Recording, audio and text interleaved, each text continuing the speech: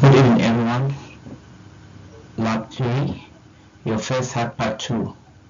Daniel David Bo, College of Science and Engineering and Technology, Grand Canyon University, CYB 610, Penetration Testing and Risk Management, Dr. Howard Gottman. Today, our agenda for our subject will be to gain root access to the device, add a user, how to gain access to the system, mitigation techniques, and what is taxonomy of attack.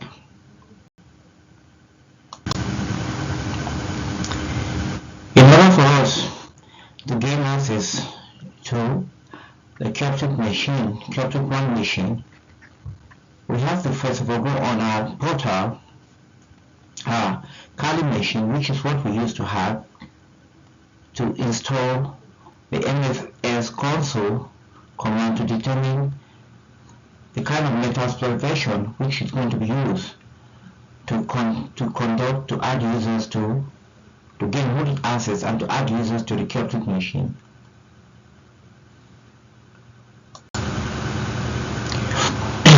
After getting into the MFS console to Metasploit, we have to know what version of Samba does run on the Kali machine. And after knowing the version of Samba that runs on the Kali machine, then we can proceed with our attack to the Cryptic machine, Cryptic One machine. We should know this is ethical hacking and not just regular hacking. Now we'll determine what version of Samba is on the Metasploit, using which was got through the MFS console. After determining a version of Samba which is present in the Metasploit, then we can proceed with our attack. After getting the Samba version which is present in the machine, then we have to run and see this .4/10, which is the executable command that we use to gain root access to our Cryptic machine. Using the executable command 10.c, we gain access to the Cryptic machine as root users. We should know this is very, very delicate because we are getting into another system which we are not authorized, but we should keep in mind that this is ethical hacking and not just for academic purpose and not just for any brute force attack, like said. And what we should notice, after using the 10.c command, we hit ls, it will not take us to our apparent command. But when we hit pwd command, it's going to take us to a temporal terminal, which means we are there in another machine. This is to ensure that to tell us that we are in another machine ready to carry out attacks. Add users, which is one of our goals, which is one of our agenda, to add users to the Cryptic machine, Cryptic One machine.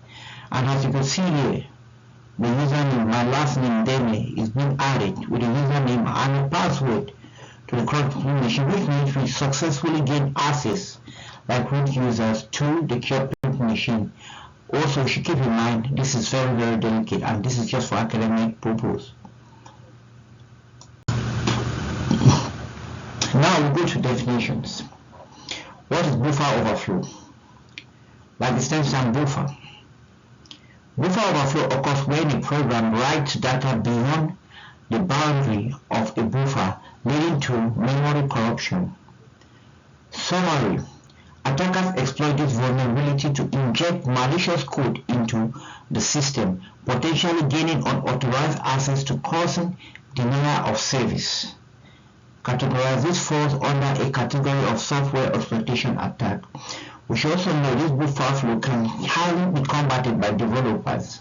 The developers have to be on the alert to see if there's any floodgate to litigation that can lead to attackers to use the backdoor to gain access to the system.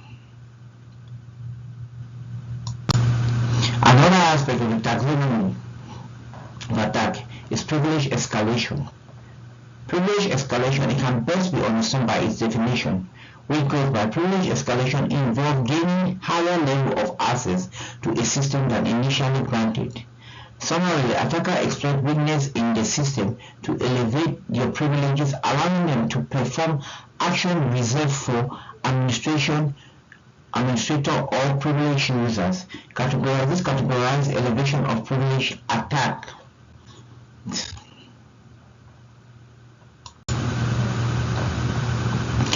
Rootkits. Definition: rootkits are malicious software designed to gain unauthorized access to a computer and remain undetected by active antivirus software or system administration. Summarily, once installed, rootkits can provide attackers with ongoing access to the system while hiding your presence. Categorized rootkits are classified as stealthy malware attack.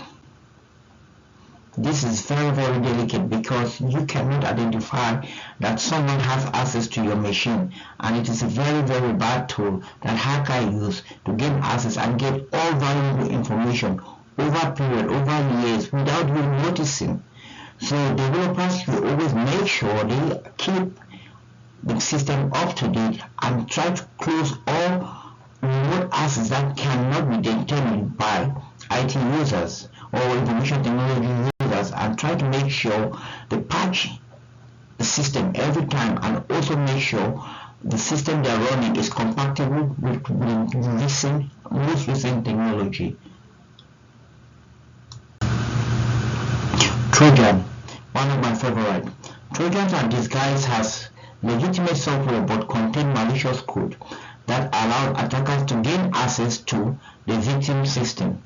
This was like one of the first hackers where somebody can use like your old school organization to like get access into your system, like sending you a phishing email relating to something that you're so familiar with, and you accepting the invitation to trade or invitation to read the email, not knowing fully well is somebody who has just understand your background and then sending you a vicious mail so that you can access it to give him access to your system. So we should be very careful by the kind of vicious mail we lay our hands or we accept, especially with the ones we don't trust, the sites we don't trust.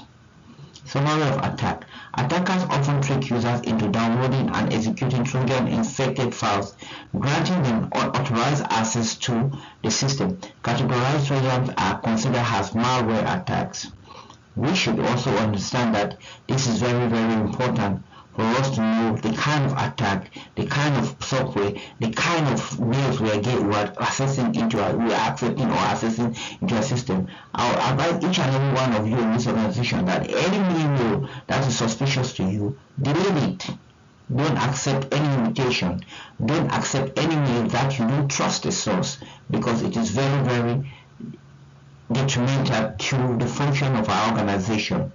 Trojans are real, and they can get you because you feel like you're part of a group of people that you're not part of them.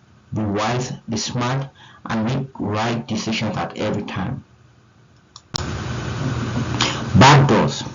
Definition: like it sounds, backdoors are hidden entry points into systems, allowing attackers to bypass normal authentication mechanism.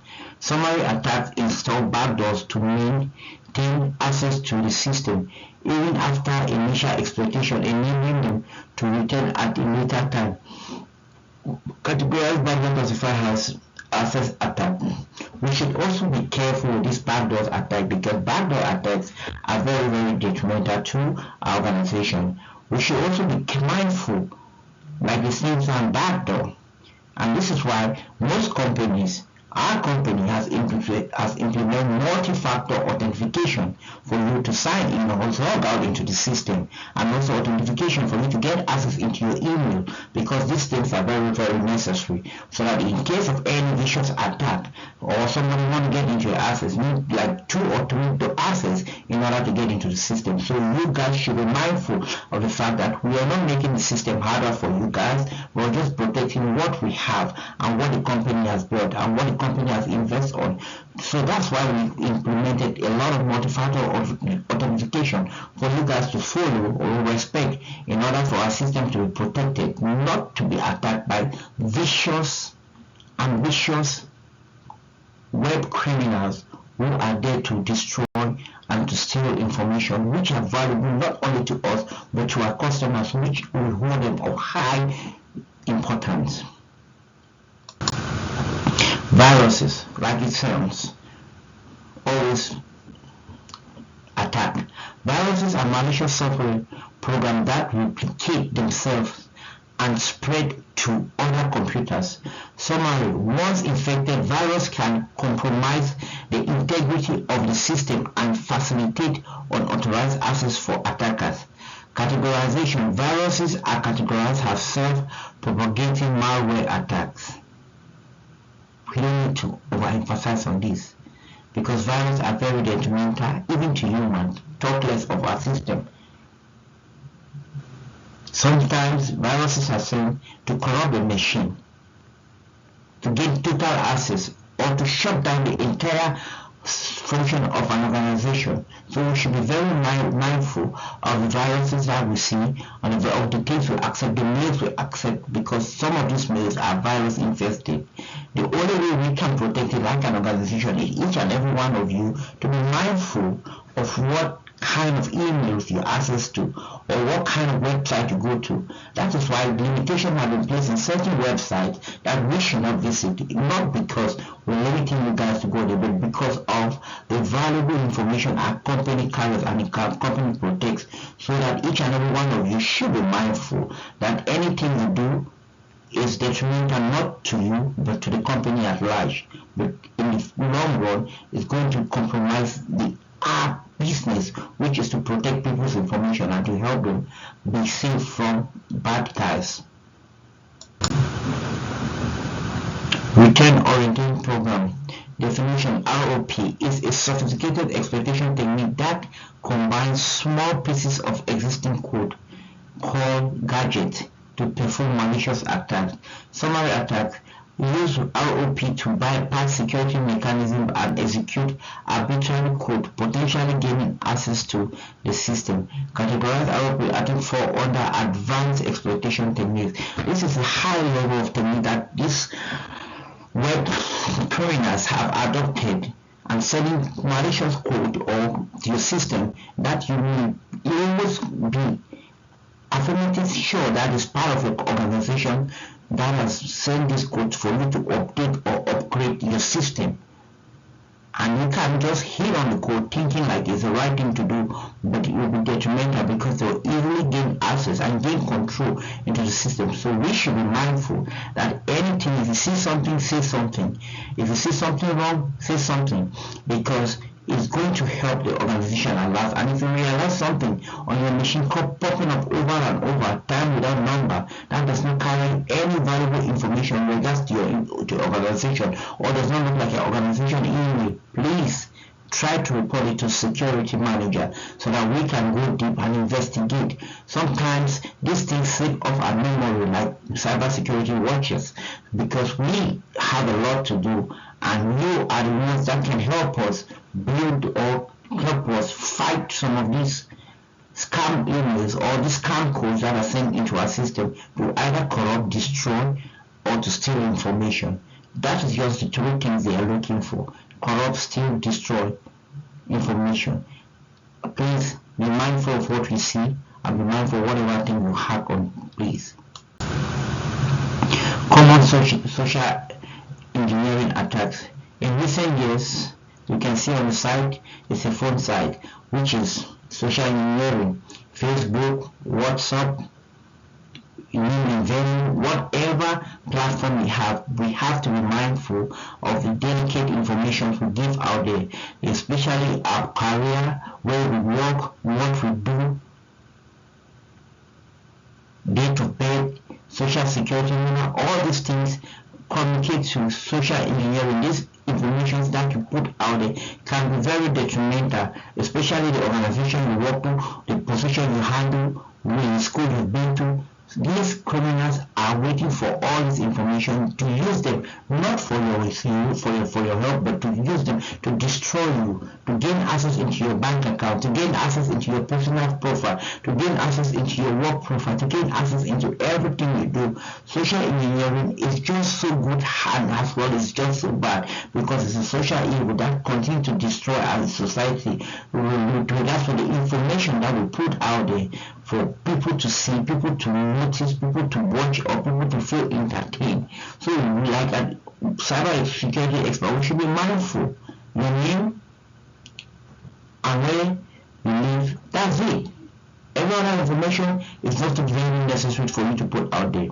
Social engineering is a form of cyber attack in which criminals manipulate victims into handling over sensitive information. It is one of the biggest headache for cybersecurity professionals these days, and we are telling you guys to be mindful of every information you give out there, because whatever information you give out there may be detrimental not to you as an individual, but to the organization you work or to the people you serve, because they can gain access with things that they're not supposed to have access to.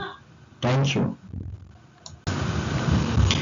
And resources, you see here, there are a lot of resources that have been put here. In any of this link, you're going to get good access on the taxonomy of cybersecurity, and this is going to help you to go through. If you don't really understand what I said, or you don't really get a master of what I said, because the time frame that we have is limited, please go back, look into it and research, and also be willing to answer your questions. Any questions you have, you can just show me the questions you have.